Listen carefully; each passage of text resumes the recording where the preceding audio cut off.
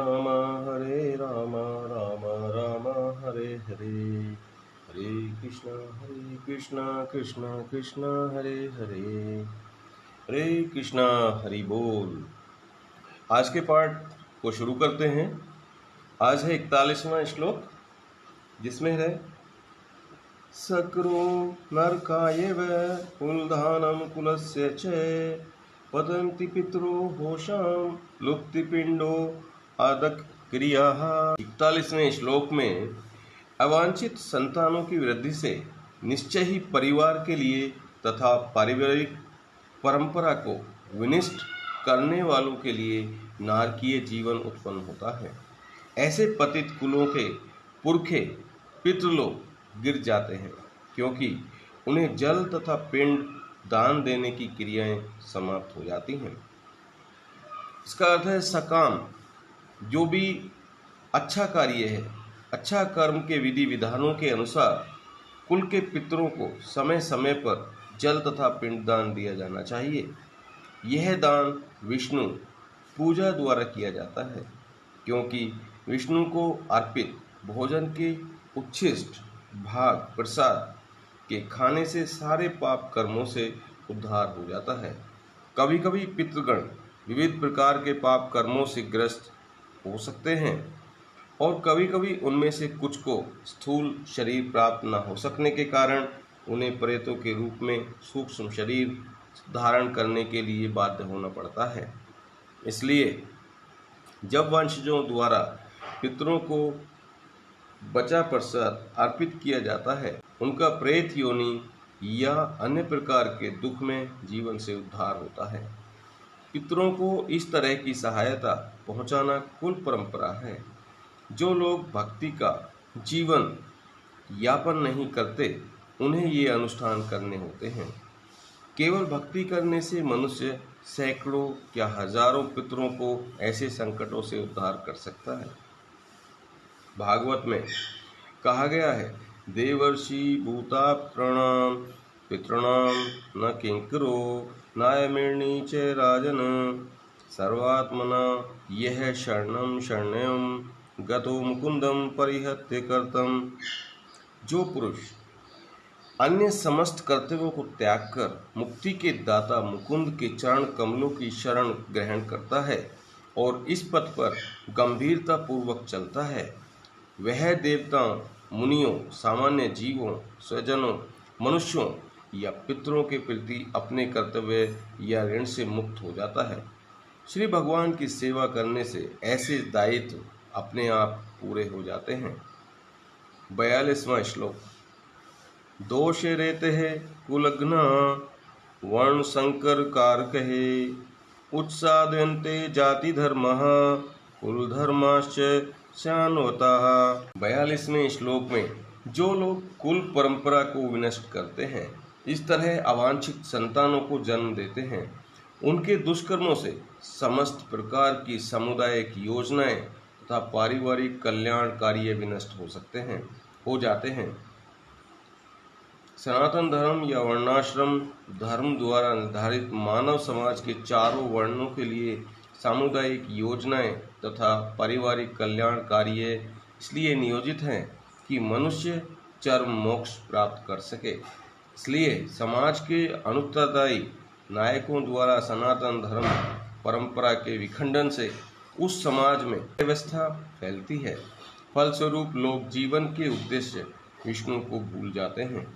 ऐसे नायक अंधे कहलाते हैं और जो लोग इनका अनुगमन करते हैं वे निश्चय ही कुव्यवस्था की ओर अग्रसर होते हैं। 43वां श्लोक। उत्सन्कुल धर्मणाम मनुष्याणाम जनार्दन नरके नियतम वासो भावतीय अन्येषु श्रुतम। हे प्रजापालक कृष्ण, मैंने गुरु परंपरा से सुना है कि जो लोग कुल धर्म का विनाश करते हैं वे सदैव नरक में वास करते हैं। अर्जुन अपने तर्कों को अपने निजी अनुभव पर आधारित करके आचार्यों से जो सुन रखा है उस पर आधारित करता है। वास्तविक ज्ञान प्राप्त करने की यही विधि है। जिस व्यक्ति ने पहले से ज्ञान प्राप्त कर रखा है उस व्यक्ति के सहायता के बिना कोई भी वास्तविक ज्ञान तक नहीं पहुंच सकता। वर्णाश्रम धर्म की एक पद्धति के अनुसार मृत्यु के पूर्व मनुष्य को पाप कर्मों के लिए प्रायश्चित करना होता है। जो पापात्मा है उसे इस विधि का अवश्य उपयोग करना चाहिए। ऐसा किए बिना मनुष्य निश्चित रूप से नरक भेजा जाएगा, जहां उसे अपने पाप कर्म के लिए कष्ट में जीवन बिताना होगा। 44वां श्लोक।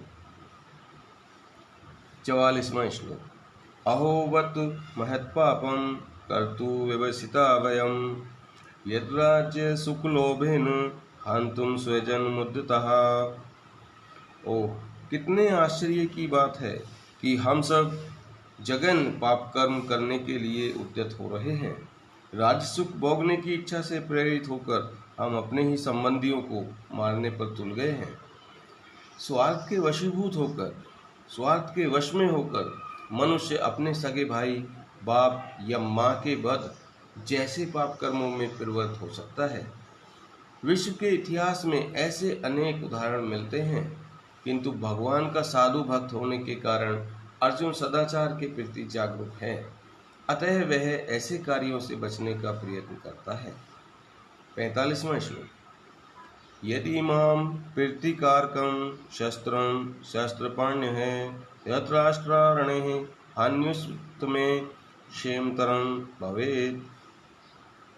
यदि शस्त्रधारी धृतराष्ट्र के पुत्र मुझे निहत्ते तथा रणभूमि में प्रतिरोध न करने वाले को मारें तो यह मेरे लिए श्रेयस्कर होगा। क्षत्रियों के युद्ध नियमों के अनुसार ऐसी प्रथा है कि निहत्ते तथा विमुख शत्रु पर आक्रमण नहीं किया जाए, किंतु अर्जुन ने निश्चय किया कि शत्रु भले ही इस विषय अवस्था में उस पर आक्रमण कर दे, किंतु वह युद्ध नहीं करेगा।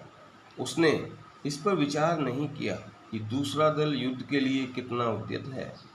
इन सब लक्षणों का कारण उसकी दयाद्रता है, जो भगवान के महान भक्त होने के कारण उत्पन्न हुई है। 46वां श्लोक। संजय उवाच एव अमुक्तवार्जुन संख्ये रथोपस्थ उपाविशत विसृज्य सश्रम चापम शोक संविग्रम आनस। संजय ने कहा, युद्ध भूमि में इस प्रकार कहकर अर्जुन ने अपना धनुष तथा बाण एक ओर रख दिया और शोक संतप्त चित्त से रथ के आसन पर बैठ गया। अपने शत्रु की स्थिति का अवलोकन करते समय अर्जुन रथ पर खड़ा हो गया था, किंतु वह शोक से इतना संतप्त हो उठा कि वह अपना धनुष बाण एक ओर रखकर रथ के आसन पर पुनः बैठ गया। ऐसा दयालु तथा कोमल हृदय व्यक्ति जो भगवान की सेवा में रत हो, आत्मज्ञान प्राप्त करने के योग्य है। इस प्रकार भगवत गीता के प्रथम अध्याय कुरुक्षेत्र के युद्ध स्थल में सैन्य निरीक्षण का भक्ति वेदांत अर्थ पूर्ण हुआ। यहाँ पर एक पहला अध्याय खत्म समाप्त होता है और आज के पाठ में हम यहीं पर समाप्त करेंगे। कल से हम अध्याय 2 शुरू करेंगे। हरे राम राम राम हरे हरे, हरे कृष्णा कृष्णा कृष्णा हरे हरे, हरे कृष्णा हरि बोल। यहाँ पर आज का ये पाठ समाप्त होता है और अगर आपको गीता के पाठ से कुछ भी सीख मिलती है तो कमेंट में ज़रूर बताइए, और आपको लगता है कि इस आध्यात्म ज्ञान की किसी को ज़रूरत है तो उन्हें ये वीडियो को ज़रूर शेयर करें और वीडियो को लाइक भी करें।